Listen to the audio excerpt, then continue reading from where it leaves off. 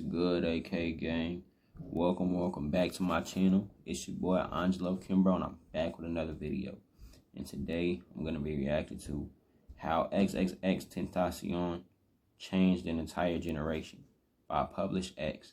If you guys enjoyed this video, smash the like button, comment down below what the videos you guys would like to see, and smash that subscribe button and turn on the post notification bell so you never miss another upload. And let's get straight to the video. Okay guys, so here is my first vlog.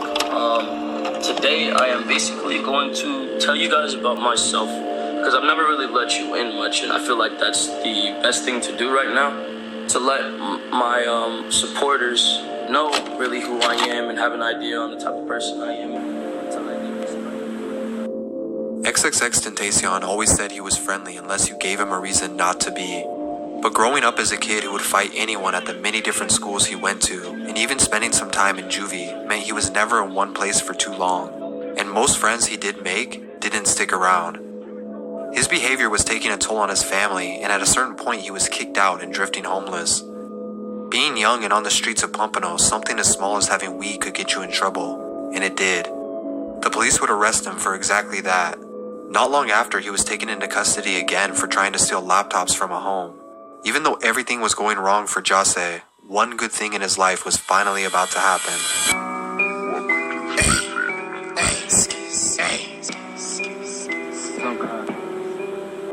While in juvenile detention, Jase would meet Stokely Galborn, another kid who was 2 years older than him. We met in jail. Met in jail? The last met in jail, started rapping together type shit. Stokely was locked up for minor drug charges, and the two became friends inside. They would talk about how they wanted to hit licks and come up on some money when they were released. The two would freestyle for fun to pass time and even joked about rapping together.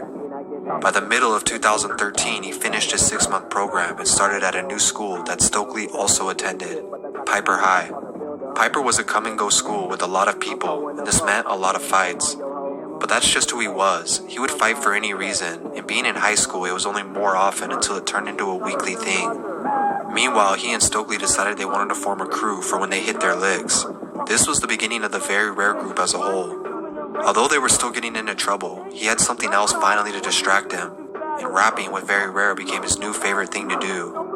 One of their friends named Aaron had a snowball microphone and a laptop with recording software on it, so they decided to try making music for fun. Their intention was to make group songs, so they all wrote down stage names for themselves.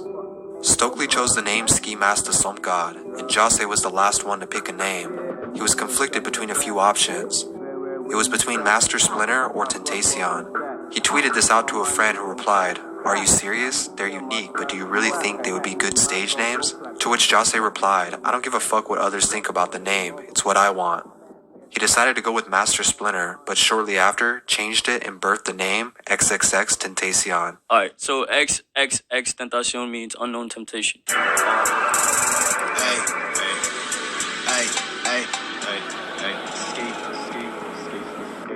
They were still up to no good most days, but they really started to consider music as a way out. The group started writing their first songs, and they recorded whenever and wherever they could. One of the first songs they did together as a group was Palm Trees, and the reason the vocals were so quiet is because they all ditched class and went to the computer lab just to record it. Shortly after this, X created a new SoundCloud profile and uploaded the song. Palm Trees was the first song he would be featured on, but his first ever solo track was named News/Flock. After realizing he enjoyed the process of making music, it became an outlet for his anger. He learned to record himself and dropped as much music as he could. A friend he made helped him organize the songs into an EP that he released on DatPiff called Ice Hotel. He then released a few more songs on SoundCloud, but would often delete them after a short period of time. X started talking with his friends in the Very Rare group, asking them how serious they were about this rap shit. He wanted to make sure everyone wanted it as bad as he did. They started recruiting new members to the group, but unfortunately some friendships began to strain. X and a group member named Nyora would get into an argument, and Very Rare would fall apart. This caused them to reform under a new name, Members Only.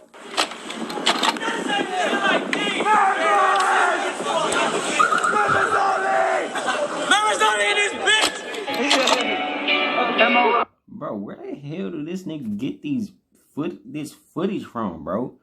Like, he do some real live ass research and find footage of old ass shit. I applaud you, Publish X, bro. You keep doing your shit, man. Cause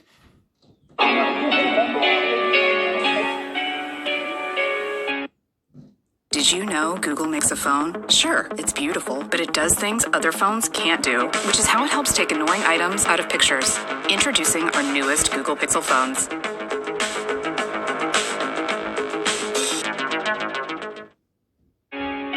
At first, the group only consisted of X and Ski. Together in 2015, they dropped their first mixtape, Members Only Volume 1. It consisted of songs exclusively by X, Ski, or the both of them. The whole tape had a dark and gothic feel. He felt like he found his avenue of music, so he ran with it. They wasted no time planning another tape, but this time they wanted to feature more members on the project. They began recruiting rappers from their neighborhood and all over South Florida. As they began performing at small shows and house parties, they started to meet more people in the Broward music scene.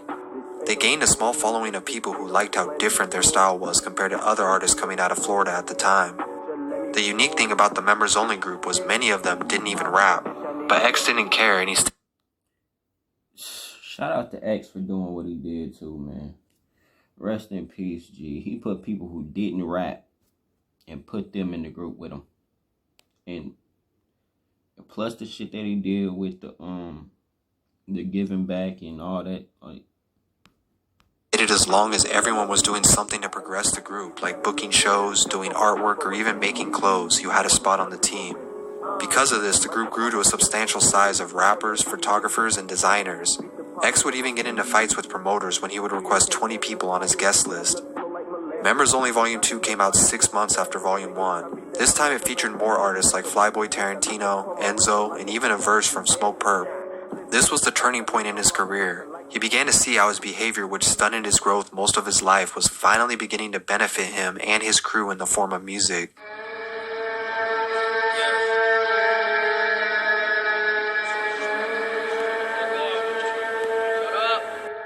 Almost immediately, he began to build a small fan base just off this alone. Although he was starting to see the benefits of this outlet, it didn't mean his life was any easier. He was still fighting and getting into trouble. Members Only was starting to build a reputation as the Rowdy Kids. One fight in particular would be filmed and uploaded to World Star Hip Hop, giving X his first taste of going viral. But his behavior once again had its negative effects too, and he was expelled from Piper High School. With more free time, X began to enjoy the idea of figuring out social platforms and how to utilize them to his advantage. An early example of this was him removing his songs from his SoundCloud to create a sense of scarcity to his music. Almost immediately, people began to search for these lost songs. X would later talk about this, stating he hoped one day his lost music would be searched for and traded around like Pokemon cards. By the summer of 2015, his name started to circulate and locals were starting to know about him. At this point, he could guarantee a few thousand plays every time he dropped new music. With X leading the way for members only, they began getting paid a small amount of money for shows in the area. People from Florida's underground music scene said the members only shows were so infectious that other aspiring rappers were trying to emulate the energy they brought. It came natural to them though. They could turn even the smallest show into a mosh pit. you hear that shit, bro? They could turn a small amount of people into a mosh pit, bro. Ain't nobody else doing that shit. X was different, and like the title says, how he changed an entire generation. He literally changed my generation.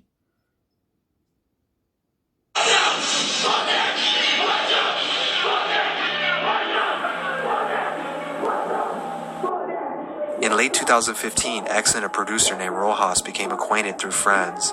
One day Rojas was showing him a few beats, but X was passing on all of them. He was looking for something different that day. It came down to one last beat. Rojas had been saving it for another artist, but he was locked up at the time, so Rojas decided it was up for grabs. X ended up loving it. He went into the booth in the closet, and 15 minutes later, the song was complete. He titled it, Look at Me. You feel me? I disgust myself.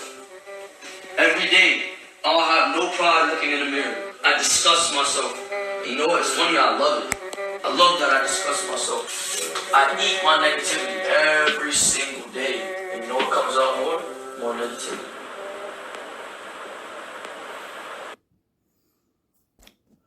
Alright, AK gang. that's the end of this video. Again, if you guys enjoyed this video, smash the like button, comment down below what the videos you guys would like to see, and smash that subscribe button and turn on your post notification bell so you never miss another upload. And I'll see you on the next video. I'm out. Peace.